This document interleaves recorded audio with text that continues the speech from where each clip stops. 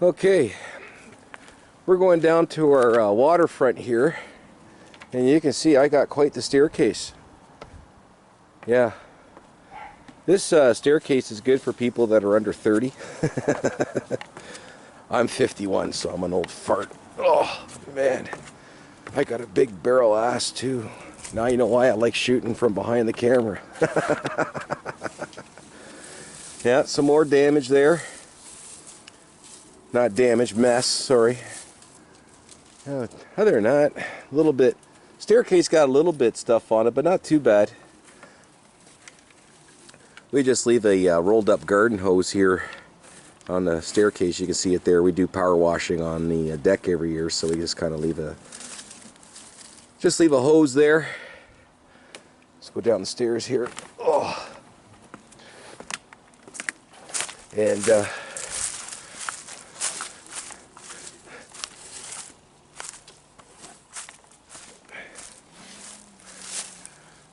I guess a broom might be a little bit better than yeah.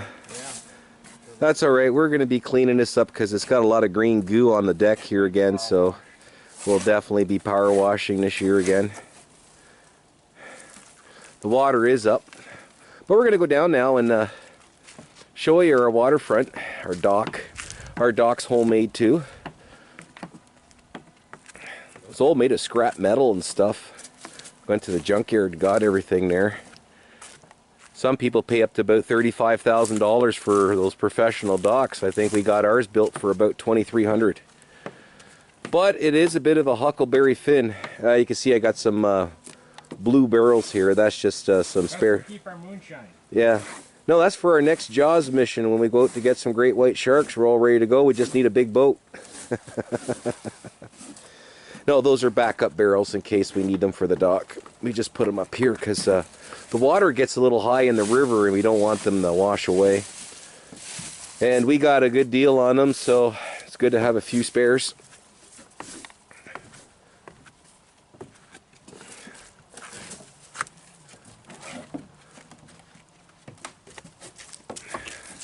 As you can tell, there is quite the number of stairs, isn't there? Now, going down's not such a problem. It's when you want to come back up, that's when it gets a little bit tiresome. And if you want to stay in shape, climb stairs. Well, that branch, I don't know how that came down, but we were lucky with this one. Yeah, no, it was good that it didn't take out any of the staircase because that would have been fun to fix that up again.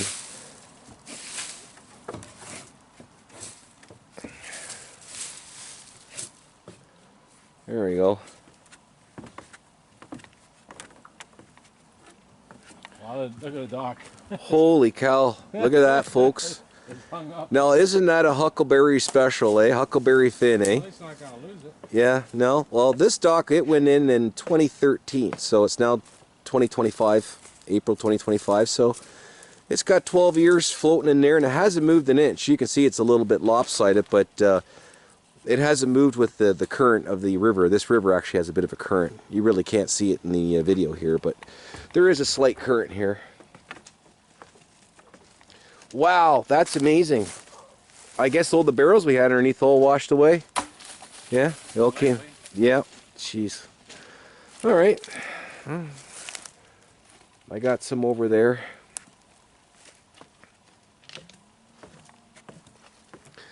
I'll just pan around here.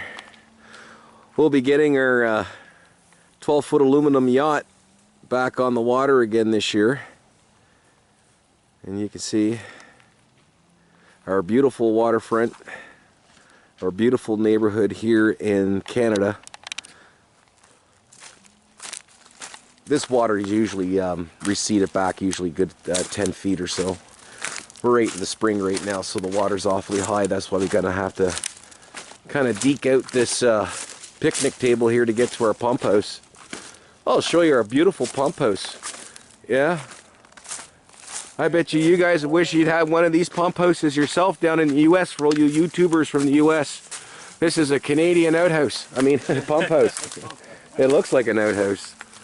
But no, it's a pump house that's been decommissioned into nothing more than storage. Now we have a well up top now, so we don't have to do this. But initially, we were sucking the water from the river here, but it gets a little bit much when you have to heat the thing up. It's a lot cheaper. But anyways, I'm gonna go on this side. Just bear with me, guys. There we go. Oh boy, the rats have been in here. Oh, look at that. Oh, the insulation. There's my radio for the dock party, and there's my beer fridge. That's what you see there. That's just a canopy we put on the dock to keep the sun off us. But this is where the pump used to be back in the old days, in the early 1980s. And now you can see it's just a place to store our beer and our radio. And you see we got our nice little extension cord thing there. And you can see every year we clean up all this insulation in the walls, but the mice get in the winter and play havoc. So that's about as it gets good there. But there is hydro here, so we can definitely cool some beers down. And here, this is where we put all our boating stuff. You can see we got an oar in there, we got a boat seat. Oh, we got a shovel in there. So it's just basically a storage area. The window smashed out one time. You like my door for the window. I got a nice little nail here. That's what I used to close the door. We had never changed that in like 40 years being here. That nail's been there since 1981. And then over here, we did a little bit of a cement job here. For all you guys in the trades, what do you think of our cement job? Nice little crack there. Every time the water gets too high, it kind of pushes it over. But we beefed it up with a little bit of concrete, and it's basically an ugly Frankenstein. It's not going anywhere. Maybe get a shot up here. Let's just looking up the river there. Man, what a mess. Oh, geez, every season it's like this when the water gets high.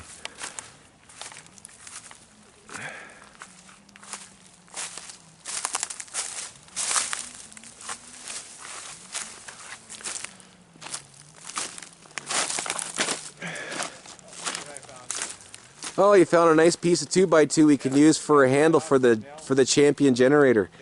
Yeah. We're going to be doing a video on a Champion generator. We had it for I think it's more than enough length. yeah, that should do just fine. We'll try to jimmy her up. But you can see there's quite a bit of debris down here. And that's because the storm knocked down all the trees and branches and everything. It's just a mess. Let's see if I can take a shot up the hill. But you can see the house is way up there. Oh, kind of cool having stairs, but until you have to carry stuff up and down them, that's when it starts to turn into a bit of a drag. Need to get one of those hill lifts.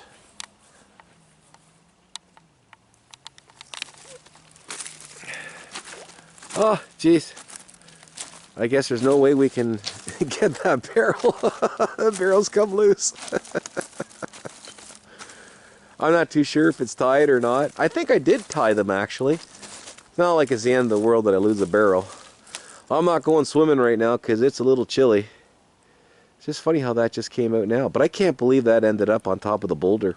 That boulder is usually about 3 feet down. Yeah, I think it is tied. Is it? Yeah, well, I should have took off by now. Geez, it looks like the USS Minnow, eh? You watch Gilligan's Island, how they're all shipwrecked. That's what it looks like. Needs a bit of work.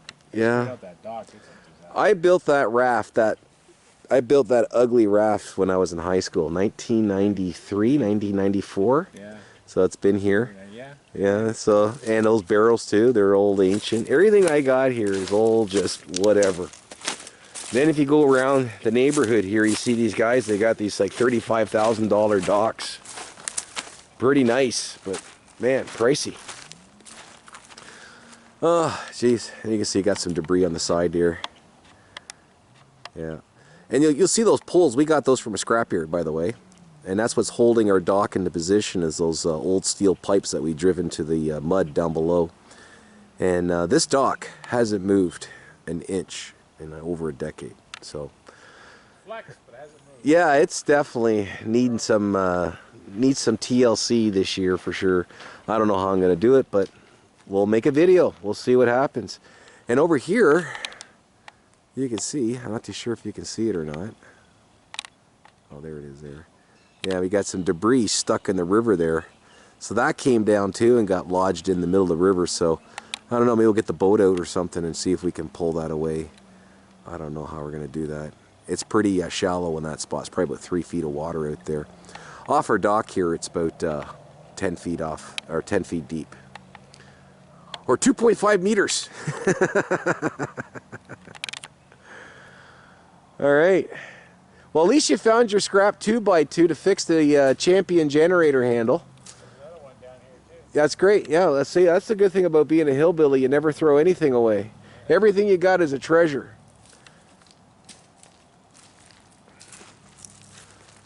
All right.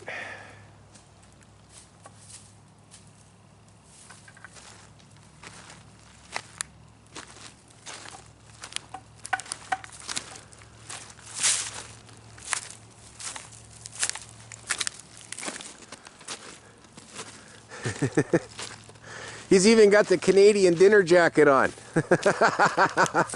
Can we go formal? This is what Canadians wear to Dancing with the Stars, you know, or red carpet, what do they call it? Hollywood, whatever they do. Yeah, whatever. Red carpet event? Yeah, meaningless. Yeah. Meaningless, that's right. Jim Carrey, yeah. Why are we doing this? Is meaningless. Yeah. And he was so spot on. Yeah. Well, he looked good though when he said it. Yeah. Yeah, that's how we look in Canada. For all you American YouTubers out there, this is Canadian formal dress. That's right. So when we go to war with you, you know what the enemy looks like. And we're packing too. Oh yeah, we don't believe in guns. We're gonna have like 2x2s coming at you.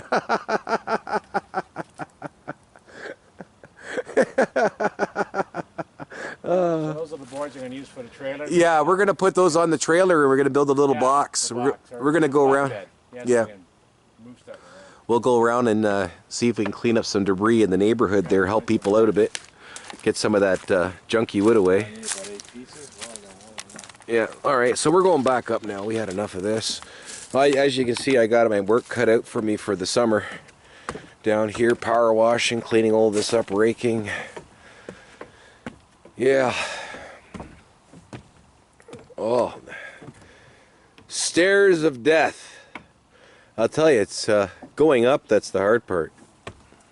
I remember when I was 18, I used to fly up these things. I was like in such good shape. I was like a track star. Now I gotta stop every 20 feet, take a breath.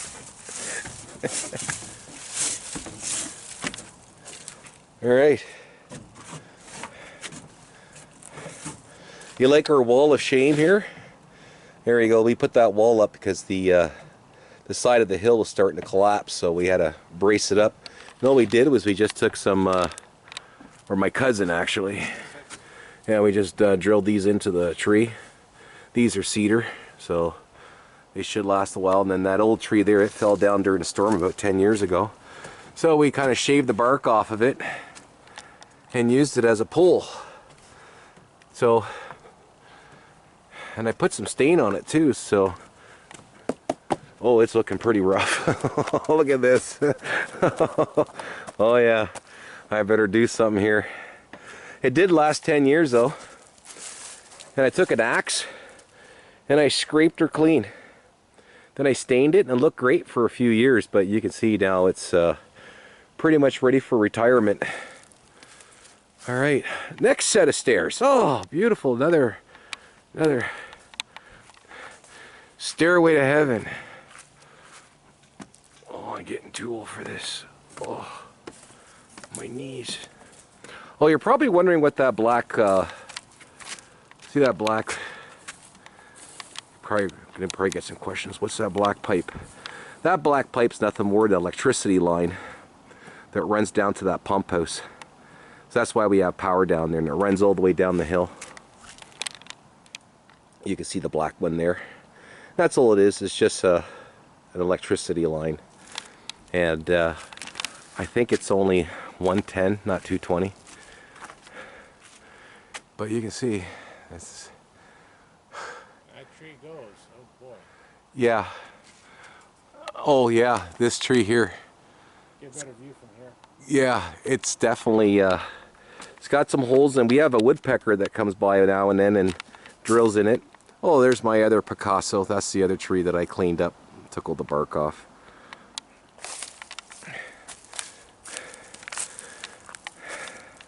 So if you want a tree to last a little bit longer and use as a pole, get an axe and shave off the sides. These are well over a decade old now.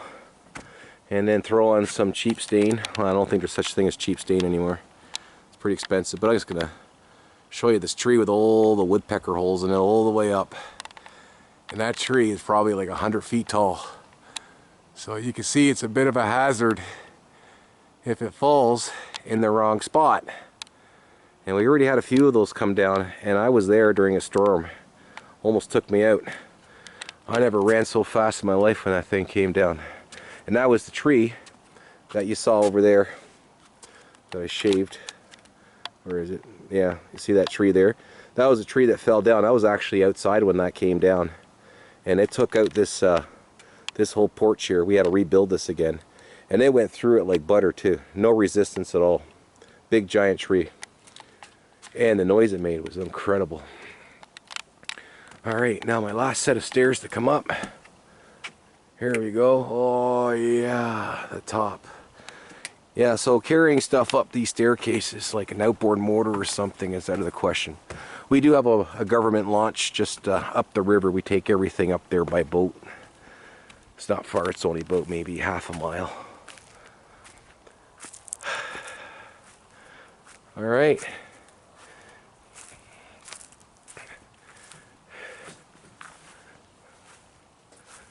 Back on top again. 2x2 the bed. Yeah, this thing here, this is where we actually, Chris, you want to open the door there for the generator maybe? I'll just show you. That's our generator box. The other little box in front's for our pet. We put that by the window there so he can get in the house in the summertime without letting them in. I built this box back in 2016. It's had some repairs, but the reason why I'm doing this right now to show you is that when I pull out this machine, it's going to look brand new. And yeah, see if you can. Oh, I got to pull it out? Oh, if you don't want, you don't have to. Well, I'm going to pull it out to start it. Yeah, yeah. Let's see. Let's start it up. Let's see if it starts on one pull. That's the generator cord, which hooks up into here. We just pull this little gizmo out, and then it plugs inside there, and then next thing you know, we can run our whole house on that generator when the power goes out.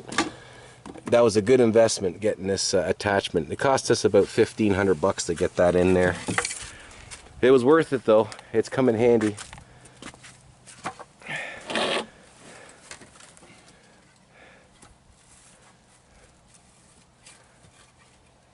My brother's just going to be pulling this out here. Alright, grab her. There's no handle. Yeah, the handle ripped off. I'm going to complain to Champion. It only lasted 10 years. But the rest of the generator is amazing. I got to say, I'm really impressed with this. So this is a Champion 62050 with 5500 continuous. And you can see just by looking at it, it looks like brand new, and that's just by leaving it inside its little generator box so it doesn't get exposed to the elements. Do you want to see how many pulls it takes to get it going? We just did the valves on the piston. Did the valves? Yeah, we just cylinder head there. Yeah, and that's the only thing we've done to it in 10 years. So that and change the oil and the air filter, obviously. The basics. Yeah. But no real maintenance. That's why, you know, if you see these generators, I recommend them. They work great for us. All right, here we go. Wow.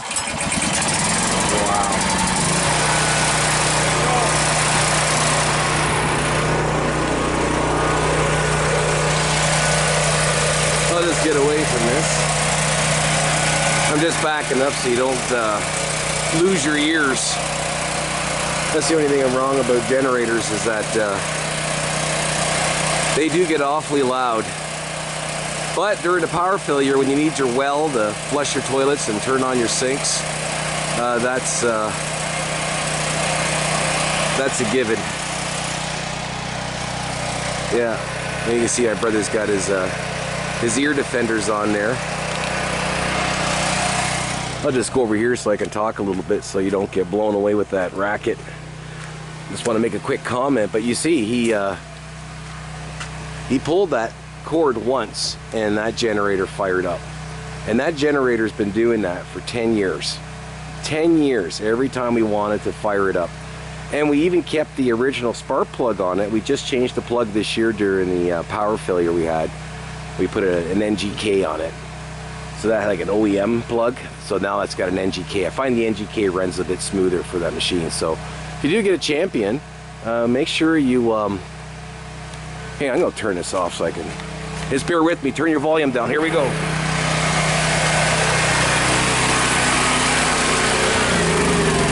There we go, save your ears. Yeah, so if you ever get a Champion, run the NGK spark plug in them. I just find they just run the engine smoother. And both plugs work great though. Like the other one too, the OEM, it ran fine too. It started up on one pull as well. It's just that when you're running the OEM, once in a while you hear a pop sound. But with the NGK, it's just kind of smooth the whole time. So both plugs will work just fine, but the NGK is still, I think, a better plug to use. And with the other thing too about the generator is that we never fill that thing up and leave gas in it for a year or whatever. You'll see that we got those jerry cans over here. So we leave our gas in there, never inside the machine. In the power failure, we pull the gas out, we put it in there, we run it, because that gas is always fresh. If we don't use it, after about 30-60 days, we dump it in our cars, and then we refill them and put them back in here again. And we only keep maybe about 23 liters, 5-6 gallons of gas on hand in case of a power failure. And the gas never goes to waste, we just put it inside our vehicles. But that's what will kill your generator, is filling that thing up and waiting 2 years for a power failure, and then when you want to use it, it doesn't work because the gas has gone all bad. So always make sure you use fresh gas for chainsaws or snow blowers, stuff like that, and just leave some gas on the side like we do, and you'll never have a problem. No, everything we got so far has been running like a top. Everything from snow blowers to chainsaws. And I find a lot of these maintenance videos, there's always a carburetor rebuild going on because people left old gas in it. So #1 killer is old gas. And that's an easy maintenance tip, right? Save yourself a lot of time, money, and aggravation by always having some fresh gas in. Alright, so that's our Champion. And that's the wire. It just goes in here. That's the connector for the wire. Put it in there. When you want the juice on, you just flick this on and you got power. Yeah, and that's just the wire. I won't take it out. It's no big deal. It's just like an extension cord, heavy duty. That's about a 20-foot wire. You can get them in different sizes, 20, 50, 100 feet long. But that was the one that came with the kit when we put that on back in like 2016. So that has been there for 2016, and it works like a charm too. So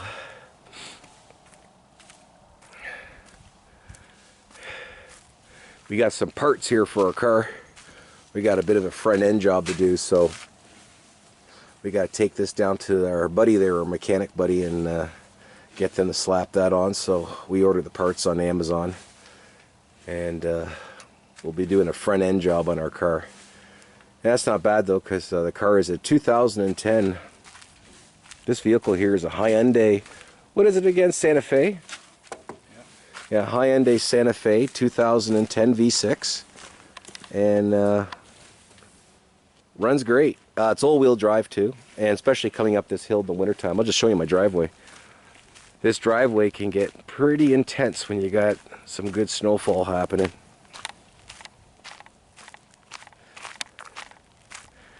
There's our mountain of shame. Don't worry, it won't go to waste. We're going to burn that in the old dragon downstairs. But there's our driveway.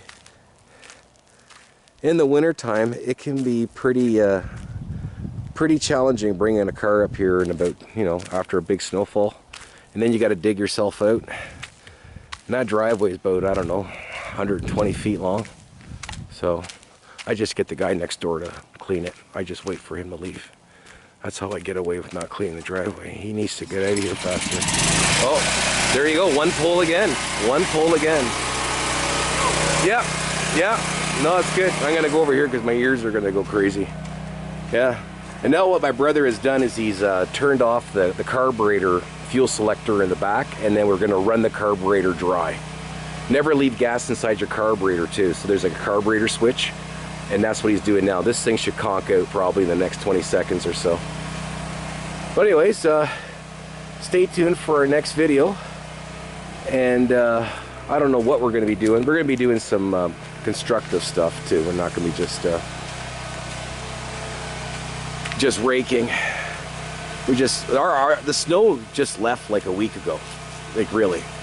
We had snow on the ground about 7 days ago. So I think today's like the 18th of April. So we had snow on the ground the first week of April for sure. Second week. And now it's just warmed up. Today it's probably about, I don't know, 60 Fahrenheit, 15 Celsius, somewhere in there. It's a nice day. Good day to get out and do some raking and stuff. And we got our chainsaw all ready to go there. And definitely ear protection is a must, or you'll have a headache at the end of the night for sure. Alright, stay tuned for our next video and take care everybody.